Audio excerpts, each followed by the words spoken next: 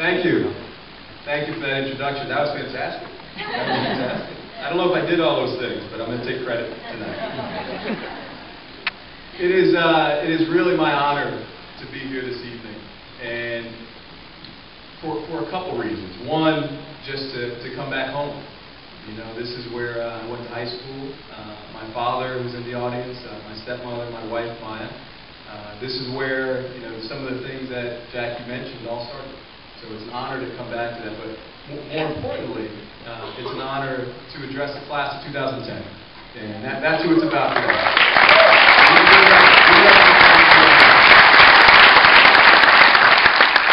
I think I grew an inch since I was here, so I got to raise it up. Now, as I thought about what I wanted to say, you know, at first, one of the things that's noteworthy, and to my chagrin, is it was actually 18 years ago that I graduated. So some people have done the math, and I graduated June 15th, 1992, and 18 years ago, almost to the day, I sat where you all are sitting. So officially, you're making me feel very old. So thank you for that. Thank you for that. And but it's great. It's a great moment to reflect. And as I thought about the experiences that I've had, and I've graduated from some fantastic organizations. So Gilbert was the first, the best school. I thought you were going to say the best school in the world. I mean, that's what you should have said, right? Best school, you got to change that. As I've been a graduate of these different organizations, West Point, Harvard Business School, I've made an observation. At every graduation, there's only been two types of graduating students. You guys believe? They're with me. They're with me. So there's only been two types of graduating students, and some of you may be saying that this, you know, that's impossible, unthinkable. Two types? How ludicrous! But allow me to explain. Plot thickens. There's two types of students, and I'm not going to tell you which one I was until later. But the two types are type 1. Type 1. The student who right now is really freaking out about the future and what it entails. So there's some students like that. And what's next in the life journey? Type 2 is a student that's cool. But it's too cool to admit that they're really freaking out. So those are the two types of students. Those are the two types of students. We've all been there. So it's okay. Because I, too, was a type 2 student when I sat in your shoes. And I thought I had it all figured out. I was acting like I had it all figured out. And as I give this presentation, you know, I'm going to acknowledge the family, the friends, and faculty that are here. But I'm going to make it a bit interactive and look back at the class. Because as I said, it's about you all. It's about you all tonight. Now, as I'm joined by my wife today, and my dad is in the audience, and my stepmother, Dale. Even I today, you know, you could say in this moment, you could say I have some anxiety. However, as my dad and my wife said before this, you know, it's important that you do well so you don't embarrass the family. So I'm going to try not to do that. You know, my grandmother is going to be calling immediately after this, so I've got to make sure I do a good job. And my wife actually approved all the remarks that I'm going to give, so I know everything's going to be fantastic. Now, what I'd like to do this evening is talk a little bit about why it's understandable to have a little anxiety at this point in time as you're graduating from this esteemed organization. But I also want to offer some words which will give you comfort as you go out into life.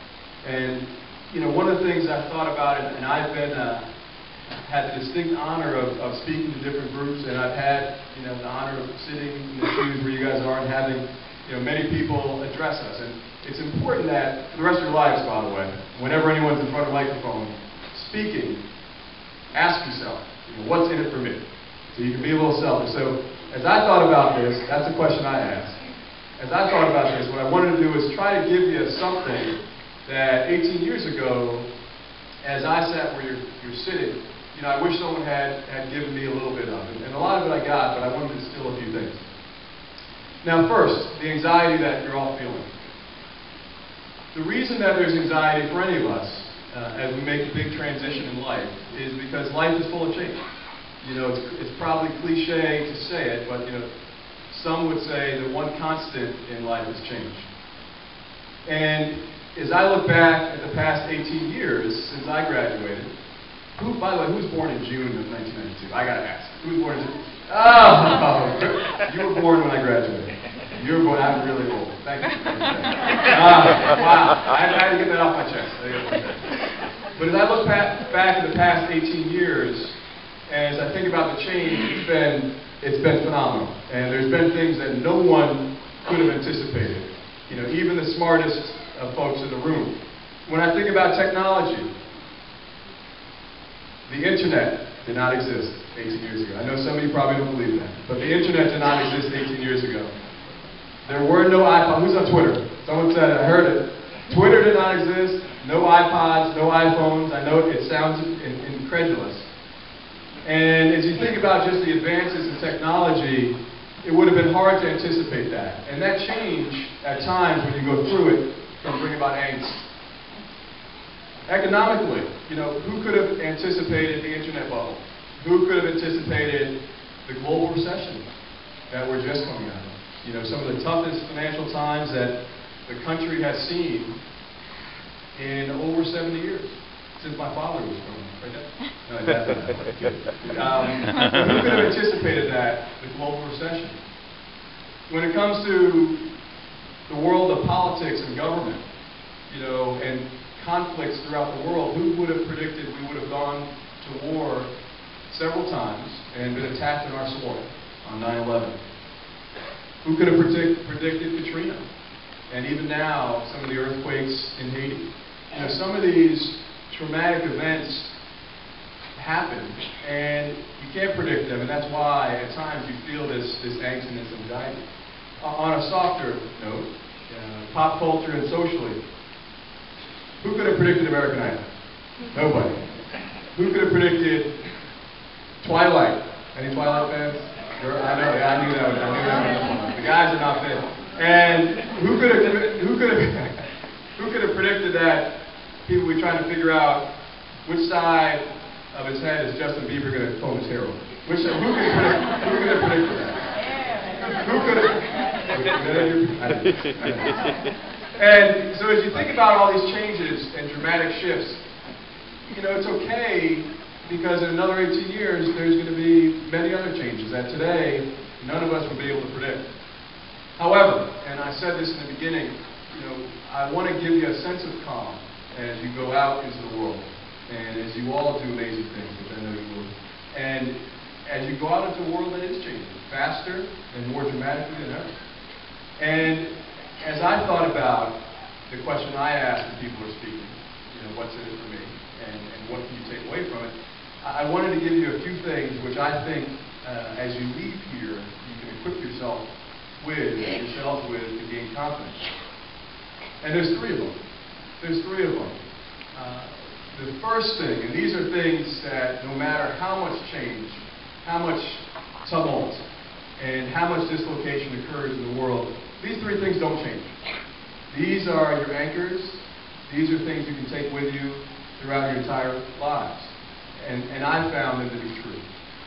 The first one, your integrity and your reputation are the most important things that you have. Without your integrity and your reputation, you got nothing. And as I think about the important things in life, which I'm going to go through, I realize that I learned them here at Gilbert. I learned them from my father and my mother and my grandmother and my parents growing up, and they were instilled in me. They were reinforced after I left here. At West Point, as a freshman, the West Point Cadet Prayer reads, part of it reads, a cadet should choose the harder right over the easier wrong. And those words to me embody what will take you through and be your azimuth through difficult times. Because in difficult times, there are always opportunities to cut corners. There are always opportunities to choose the easier wrong. And it is your integrity, your character, that will allow you to prevail during those difficult times. And when I think about my time at Gilbert, there are many great examples of that while